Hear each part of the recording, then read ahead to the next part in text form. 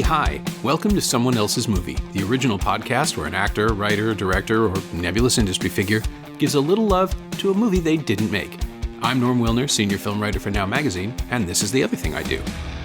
My guest this week is Roland Emmerich, a writer, director, and producer whose filmography includes Stargate, Independence Day, and The Day After Tomorrow, among others. His latest, Midway, a great big World War II picture starring Ed Skrein, Patrick Wilson, Woody Harrelson, Mandy Moore, Dennis Quaid, Nick Jonas, and Aaron Eckhart, opens everywhere this Friday, November 8th. We sat down when Roland came through town on a whirlwind press day, which is why this episode is so short. Roland picked Close Encounters of the Third Kind, Steven Spielberg's magnificent 1977 and 1980 and 1997 drama about humanity's first contact with extraterrestrial life, told from the perspective of a handful of people scrambling to understand what's happening around them and to them. Richard Dreyfuss is Roy Neary, an unassuming husband and father who finds himself at the center of the most important event in our species' history. Melinda Dillon is Gillian Guyler, whose young son Barry is also somehow a part of it, and Francois Truffaut and Bob Balaban are officials leading a government mission that will ultimately bring everyone together. A follow-up to Jaws that somehow negotiates the same shift from tension to adventure while feeling entirely different, Close Encounters is a masterful, sprawling, and entirely intimate epic that's very dear to both my and Roland's hearts. And I'm just sorry we didn't have more time to get into it. We did talk pretty fast, though. This is Someone Else's Movie. Well, I was just accepted, it was 1977. I was just accepted to the Munich Film School. I didn't want to become a director, but I wanted to become a production designer. And I was visiting a friend. She was like kind of studying fashion in Paris. Mm-hmm. And she was like at school during the time there, so during the day.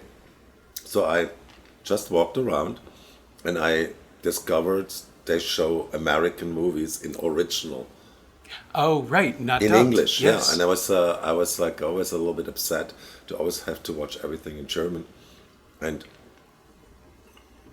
I went into this movie and it was like kind of, was a little bit like kind of, I was so taken by it.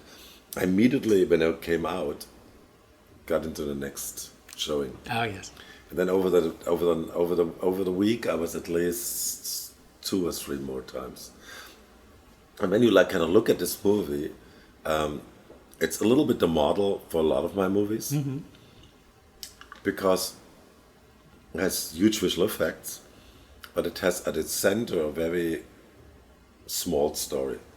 It's actually the story of an electrician who got zapped by some light and starts like some other people building this mountain, yeah, and then going there and getting accepted and go in. Yeah, that's pretty much the story. I was thinking too, as soon as you chose this structurally, yeah, because Stargate, Independence Day, even Midway are all films about people coming towards something. Mm-hmm. It's always one big event which my movie centered on, and that's just how I like it. Mm-hmm. I mean, even Stonewall, really, right? Because we meet everyone separately before they... Yes, but like Stonewall was a little bit different. Anonymous was a little bit different, I would say. Yeah. But most of the time, and that's also like what's interesting on a war movie, because war just comes like a disaster over people. Mm-hmm. It's World War II was probably the biggest event this world has ever seen, and so that's like then the good news is you don't have to do this slightly heightened characters because look, what defines Richard Dreyfuss? He's just obsessed. Mm-hmm. He's probably a little bit obsessive guy, but when he gets obsessed about that, he pretty much like ruins his family life. Yeah, yeah. They're moving away. That was like a gutsy movie. Yeah, well, I mean, Spielberg has said subsequently, right, that now he wouldn't do it. He wouldn't have let Roy get on the ship at the end. Too bad. I know, right? It's. I think he has lost a little bit his guts. It's how that film has to end, right? Because we have to be Roy. We have to know. And we want to also not know what's in there. Yeah. He then like later labored around with all these other versions, and I didn't even want to see them because I don't want to know what's in there. That's like kind of defeats the purpose of the whole film. Yeah, I was a little bit younger at the time. I would have been in '77. I guess I was 9 when Close Encounters came out, and I remember even now, every time I revisit it, I'm starting. Jaws is probably my favorite film. That and Lawrence of Arabia. It's a good one too, but yeah. But Close Encounters is the one that I'm haunted by in a weird way. I can leave Jaws and I watch it, I enjoy it, I go home. And Close Encounters is so unlike anything else Spielberg ever made. The first hour is a horror film. I mean, it's uncompromising in the way that a child is menaced, and it's no, gutsy then and it's terrifying. like it kidnaps a kid. That's a really harrowing sequence. I remember just kind of being the family life, how he portrays that.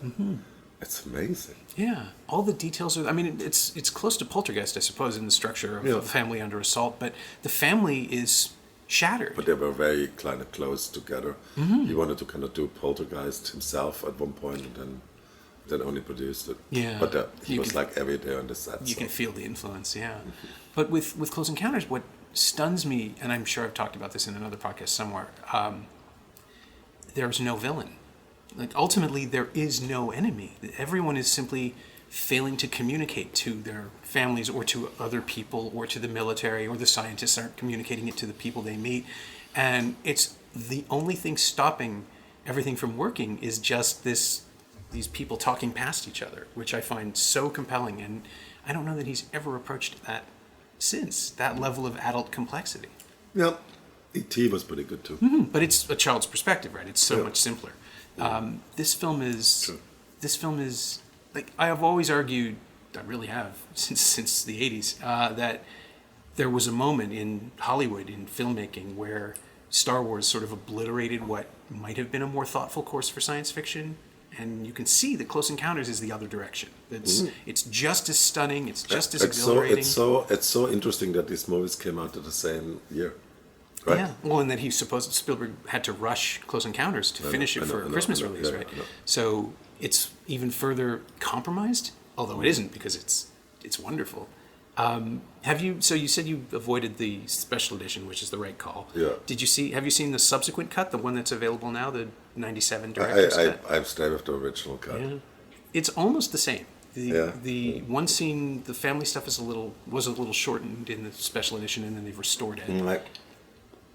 My husband surprised me, I think not the last birthday, but the birthday before, to kind of, because I was in LA and he rented a theater. Aww.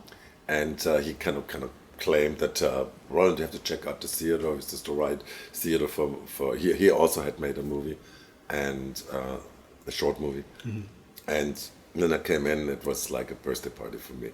And he screened Close Encounters because he knows how obsessed I am. And he luckily, it was the original version.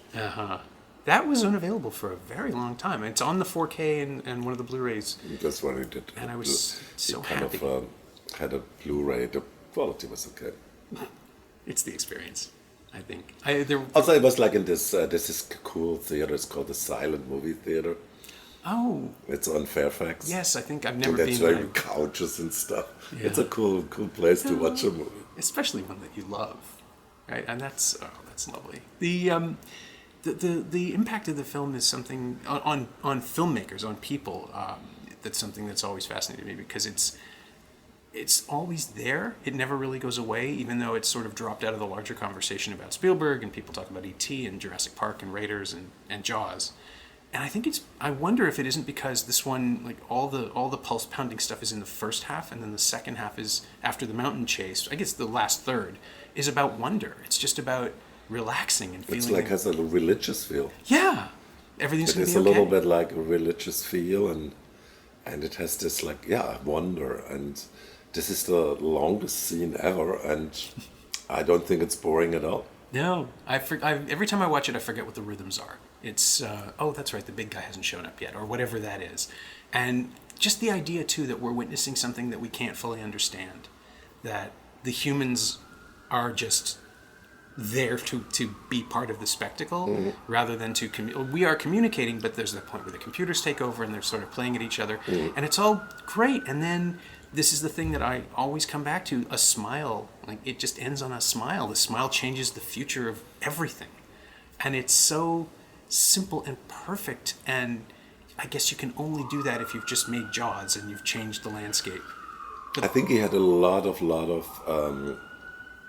sway at that time, and he used it. I mean, that's like a little bit what he lost. He's way too much now into maybe box office. Maybe he thinks even about it. Even he shouldn't. I mean, nobody should think about. Nobody should think about box office, but we all do. But I'm always trying to not think about it because it's ruins everything. Mm-hmm. Because look at another one of my favorite movies is Blade Runner. It sucked at the box office and got bad reviews. Yeah. And now it's like on every 10 best list in the top 3 or 4. Yeah. Well, what was that? 82. That was the year that Blade Runner and The Thing both just sort of missed everybody, and then almost immediately, once they were out on video, people could see them. And yeah, movies used to play for months or even years at the time, and still those two somehow just whiffed it. Yeah, but they were also like kind of, I don't know what it was. This was like just people, I think they were ahead of their time. I think Blade Runner was, ahead of its time. It was too philosophical, it was too, I thought it was an incredible movie. Well, it's slow. I mean, I think that was part of it too. Like, just as everything was starting to tip towards the more commercial. Have you seen once the director's cut? Which one? Of Blade Runner. Yeah. There was the final cut, the one that's currently out. Yeah, I would like him to stop fixing things. Yeah, but like kind of what I think is so interesting is there's no narration, and that already makes it for me a better movie. And there's also not this cheesy flying into the future together. Oh, the end. Yeah, no. I remember they premiered it probably wasn't the first time it was presented, but they premiered the 92 cut at TIFF. The first attempt to fix it without the narration and with the doors closing at the end. And I remember seeing that with people and thinking, yep, this is better. It's still slow. It's still kind of in love with its production design and the beehive smoke and all that, but it's more itself. And the revisions have subsequently, I don't think you need to have, Joanna Cassidy's face stuck onto the stuntman and things like that. Yeah. But that's Ridley Scott. He's always going to toy with something. But then to make the comparison with Close Encounters, what you get is Spielberg grudgingly adding things in 1980, telling people he doesn't want to do it and doing it anyway. That's the version that's available for 17 years. And then... But it's like still whatever it is, it's like the core of the movie is incredible. Yeah. Oh, no, and I mean, then... It's like I just didn't want to see the inside of the spaceship. No, I just said what's wrong. There's nothing that we can conceive of, right? A human also engineer. Like you have like kind of 4, 5, 6, 7, 10 more, like kind of frames or so, and then what should this do? Yeah. It's better you don't see it. Oh, absolutely. Plus, it looks like a food court now. Everything looks like little vending machines and boxes, and it's a mall, and I don't want to know. Yeah, you're right. It doesn't help us that we have an idea. It's also like it's also, don't forget, at that time visual effects was in a weird in between phase, and so 80s were difficult to make movies in the 80s and early 90s too. It started like when we started doing Independence Day. That was the first digital compositing, at least, and we did some shots where we did alien fighters with CGI, but mainly was still done with motion control and that technique. But and then in and then the 2000 it started really to take off with CGI. Yeah, and not always for the better. I find. I mean, some stuff works, some stuff doesn't. But some stuff works, some stuff doesn't. It's just like look. Nobody could anyway afford models anymore. This was really difficult. There was like a whole other shoot going on while you were shooting. And I always remember when in Independence Day, they always started a little bit later than us. So at the end of the day, I always ran over there. You're waiting on them.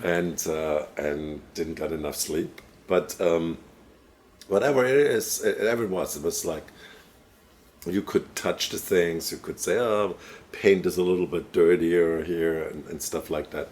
Today you do the same thing, but it's very hard to do. Mm-hmm. So if you don't have like a visual effects supervisor who's totally on board with you and is not afraid to have them go again and again and again and again, and I say it's like, and sometimes when it's like in this movie it was actually only two main companies. There were like 2-3 other smaller companies, but it's like two main companies, and they were all friends of mine, so the owners, and I always saw in their face when I kind of said, okay, so we have 100 more shots to go, but they're all trouble shots. So I think we need another 4-5 weeks, and that's after they had already, you know, they really supported this film and they wanted to do a real good job, and I think they each lost 2 or 3 million or so on this movie. Yeah. But they did it on purpose. They knew going in they wanted to do this movie, because it's also like a little bit was like this example what you can do, you know, these days. Sure, yeah. Effects and everything has to look real, blah blah blah, and so in that perspective, but you do exactly the same thing.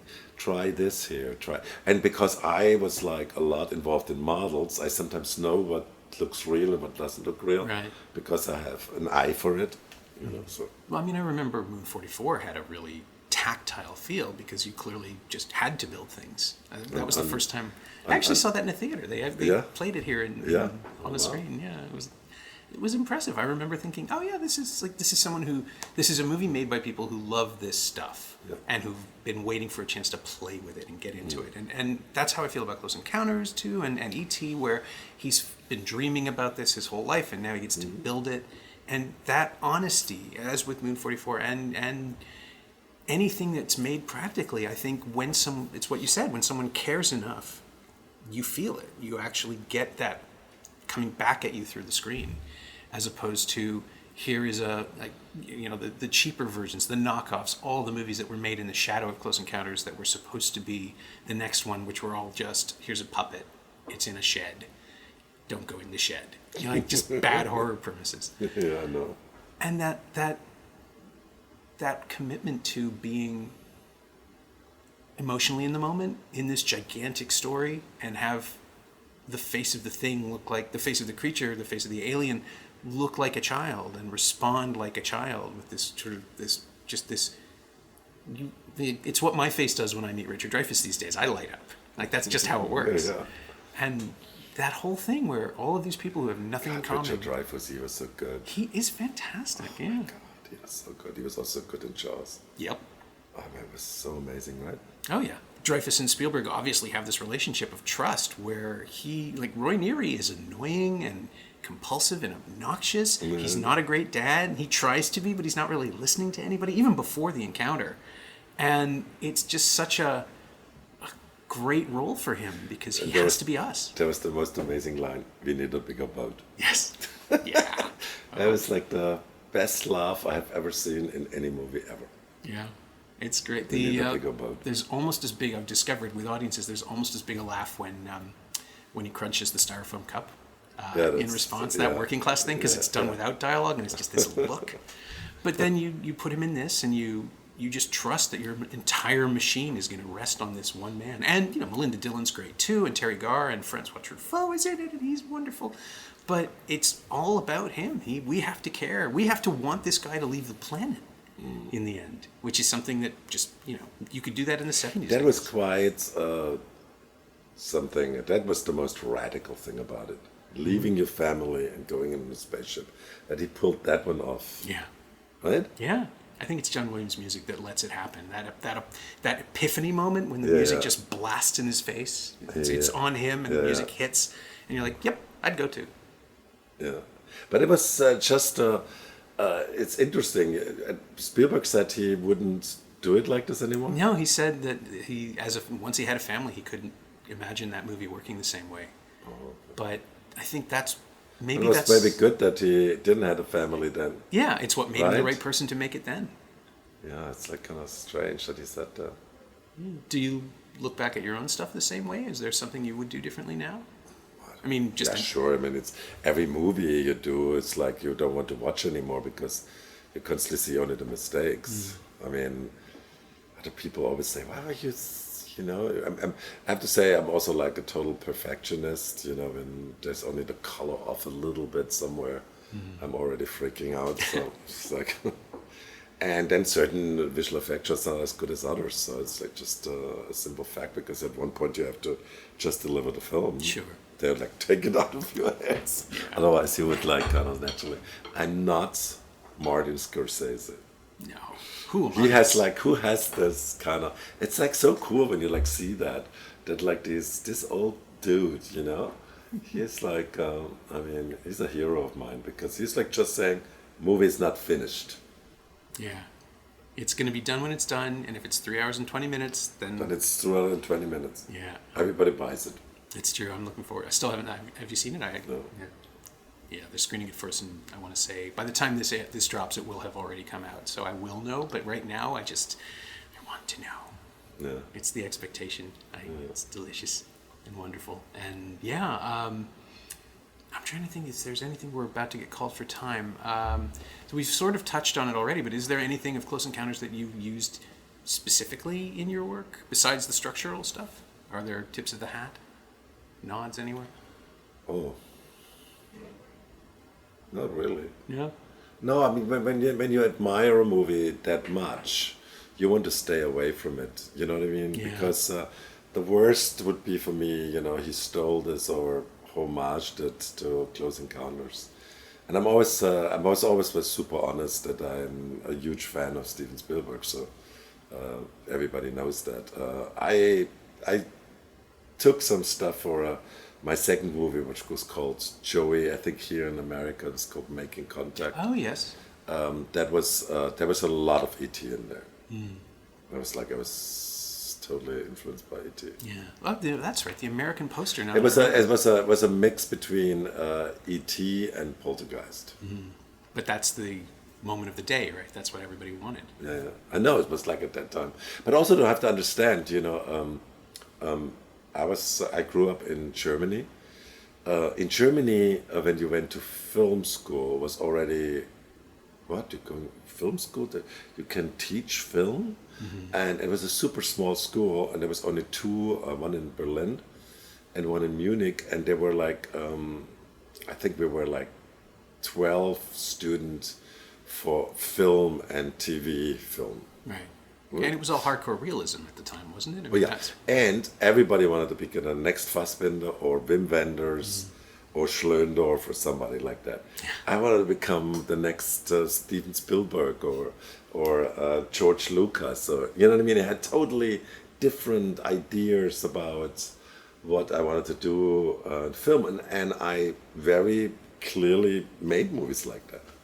I made movies like that, so I had never really changed the kind of films I made, because I always wanted to make these movies. I can only do them now in a much bigger scale. Yeah. And it was interesting, once I had like kind of this interview together with Michael Verhoeven, and he kind of said, it's like I feel, he felt at that point he lost his identity in Hollywood, and actually at that time he already said, I think I will go back and make movies there again. And I said, it's so strange. For me, it's exactly the opposite. I could never ever go back, because the kind of movies I make, you need Hollywood for that. You need kind of the apparatus and everything. And that's that's why I always like say to everybody who wants to go into film, I say, stay yourself. I mean, it was hard for me then. I was ridiculed in Germany. And that's, I still did what I wanted to do. It seems to have worked out. Somewhat. My thanks to Roland Emmerich, whose new film Midway lands in theaters everywhere this Friday, November 8th. Thanks also to Kate Parks and Kat Simmons at Elevation Pictures. They know what they did. You can find Roland on Twitter at Roland Emmerich, all one word, and you can find Close Encounters of the Third Kind on 4K, Blu-ray, and DVD from Sony Pictures Home Entertainment. It's also available on iTunes and Google Play, but that 4K disc is glorious.